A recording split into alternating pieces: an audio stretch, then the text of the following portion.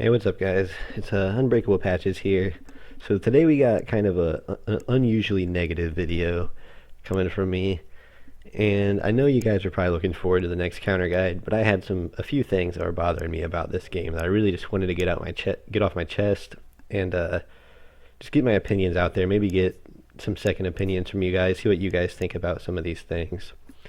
So before I start off with the video, I just wanted to say that For Honor has been a pretty mixed bag for me. When the game first came out, I was convinced that this could be the next big thing in esports. I mean, the game is just as fun to watch as it is to play, and the combat was tight and responsive when the connection it worked out. Unfortunately, the more time I spent playing For Honor, the more I realized that there's some glaring problems that need to be addressed with the game before it can ever hold any grounds as a competitive fighter. Alright, so with that being said, I want to go into my top reasons why I think For Honor won't be able to hold any ground as a competitive fighter in its current state. And that's only if Ubisoft doesn't do anything to fix the issues I'm about to talk about. But to be honest, chances are looking pretty slim that Ubisoft's going to do anything about it at this point. So the number one reason, well, not number one per se, but the first one I'm going to address is going to be the connection issue.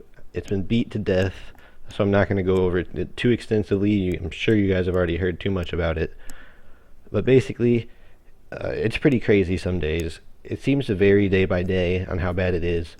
But some days I honestly have about an 80% disconnect rate from 4v4 matchmaking. It's absolutely insane. Other days it's only like a 10 or 20% disconnect rate, which isn't as bad, but honestly, that's still pretty bad. Like, you still got to do something about it at that point. So, and when I'm not getting disconnected half the time, there's these constant pauses where we have to wait for people's connection to catch up to the match. And the worst thing about these pauses in the game is that it freezes the game for everybody, and it makes you drop your guard and lose your lock on. So if you're in mid attack, or if somebody else is in mid attack, you're going to get a guaranteed hit on you or on them, depending on the situation, because they're not going to be able to defend it. It's pretty bullshit and always seems to happen at the worst of times. The only saving grace, I guess, for the connection issues is that it's not really that bad in 1v1 and 2v2. But in 4v4, it's pretty disgusting. I can't think of any game I've ever played with connection issues that bad. Another issue with 4v4 matchmaking right now is that all the 4v4 modes allow you to use your gear that you acquire throughout the game. So gear's a pretty big issue. Basically, they made gear way too overpowered in order to incentivize cash shop purchases so they get even more of our money. So now, I kind of actually like the idea of being able to swap out different gears and armors in order to change your character's looks, like just the cosmetic values. But basically, it could also work, I guess, as a game mechanic if they scaled the value that you get from each piece of gear way back. Like, I'm talking the max level gear should give you like a 20% increase in whatever stat you pick, tops in my opinion. Right now in the current state of the game, the best gear in the game lets you increase 2 stats of your choice by 100% each, which is just retarded. That is way too much damage. It's way too much whatever you're gonna do. Basically, the gear have-ees rule over the have-nots right now in 4v4. So at max level, if you do the math, that's 12 stats that you get to choose to boost 100% each. The most offensive part about this to me is that 1 or 2 months before this game came out, Ubisoft actually came out and said that gear is going to give you new play options, not just increase your character's strength. I don't know if they know what they were saying or if they were just no man's skying us or what, but literally giving your attack a 100% damage boost is not a new way to play. That is literally just making you stronger. I don't know what they were thinking when they said that. That was just stupid of them. But basically, gear is way too powerful in 4v4, and it's way too big of a factor. And that really deteriorates the quality of the match, in my opinion.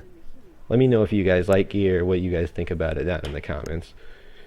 Now, with the issues that are in 4v4s, you might think that you'll just go ahead and ignore 4v4s altogether, just play 1v1s and 2v2s, and just avoid all that noise, which is what I thought too, honestly. And what you'll realize is that that's going to be when class balance becomes an issue as a competitive player. As a casual player, you might never notice these issues. But if you really want to take it competitively, you're going to notice these things. So basically, the developers have balanced this game all around the 4v4. All the characters are balanced around 4v4 games right now. And that's pretty dumb in my opinion, because 4v4s are way too volatile to try to balance because of gear at the moment. Gear basically takes all the balancing that they did for these classes and just throws it out the window. So, in my opinion, they should balance all the characters around 1v1s and 2v2s and just let 4v4s be that fun, raffle stomp, murk or get murked type of game mode, and let 1v1s and 2v2 really be where the competitive scene thrives. Please, Ubisoft, please. But basically, what's going to be going on here is that in the very, very highest levels, there's going to be two classes that are going to dominate the scene. I'll let you guys guess which classes they are. It probably won't be very hard. Now, a lot of you guys are going to say that's bullshit. There's a lot of classes that can compete at the max level. Maybe that's true. Like, you can do that weird Orochi strategy where you only use 2 attacks, only your top light and your zone. But really, do you get any enjoyment out of winning like that? I want it personally. That's why I don't play like that. But yeah, so you can, I guess, do stuff like that. Just use cheesy strategies where you only use 1 or 2 really, really safe attacks, which is kind of getting into the whole new meta that's approaching the game. Basically, the best offense in this game in 1v1s is a perfect defense. To never attack first. All you do is parry and counter, or parry guard break. You can use guard breaks because they're unpunishable. You know, if you throw a guard break out and they break your guard break, you're back in a neutral stance anyway. Nobody has the advantage over the other. So right now you can basically just hide behind your shield or basically stand back and defend, go for parries, dodges, and counter attack, and only attack when you have a guaranteed moment. Absolutely zero risk playstyles are available in the game in 1v1, which is really boring, to say the least. It's not an enjoyable way to play the game, in my opinion. I like to have fun. I like to put people in combos and stuff like that, and that's just not something that's viable at the highest level in this game, and that's really disappointing to me. Alright, now real quick, because I know a lot of you guys are going to say that, like, oh, when you find a really hyper-defensive build, you just got to use a lot of feints. You know, your feints will trick them into going for fake parries, and then you can parry their heavy that they'll do in exchange.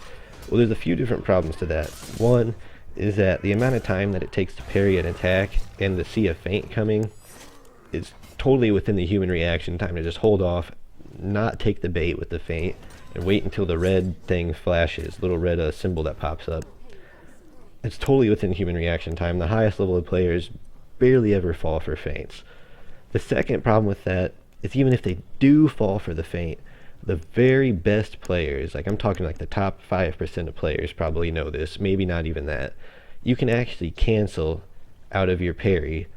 Like you can, as soon as you hit parry, if you hit cancel right after, which most top levels players are going to do, they're going to hit cancel after every single parry, just in case that heavy or the parry misses and they go for a heavy, they're going to cancel their heavy, so you're not even going to be able to punish that.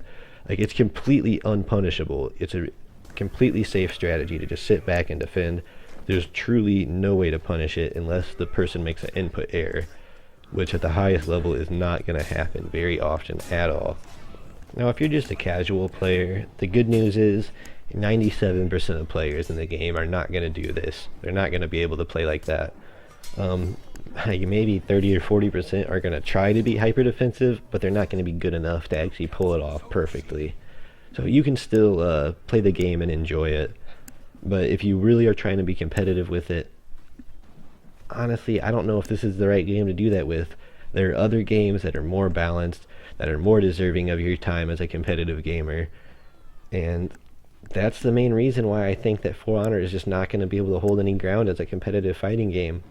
The true competitive gamers and fighting game players are going to go to other things just because they're not going to want to wait for these issues to be fixed, especially when Ubisoft hasn't even addressed them that they're an issue yet. So yeah, I think they definitely got some things they need to work on. But as a casual standpoint, the game is still really fun. I still do enjoy the game a lot. It's fun for me to play. I do get frustrated sometimes when I fight some of these players, but yeah, I still really do enjoy it. Honestly, I'm probably going to take a break from For Honor for a little bit And if I decide to come back, which I probably will, it'll probably be like a week or so and I'll come back, but it's going to be as a casual player. I'm no longer going to be, try hard in it or anything like that. Uh, all my try hard efforts and things like that, I'm probably going to be playing Brawlhalla now, which, good news, is coming to the PS4 soon and it'll be free for everyone.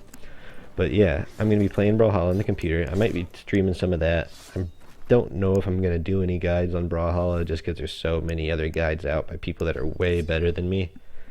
So yeah, I'm probably just going to take it easy. I'm going to start doing reviews on my channel instead, I think, for now, until a new game comes out and catches my attention. Alright, and with that being said, I think I'm going to go ahead and wrap up the video. Let me know what you guys think down in the comment section below, if you guys agree, disagree, or whatever. So thanks for stopping by the video, guys, and for now, peace out.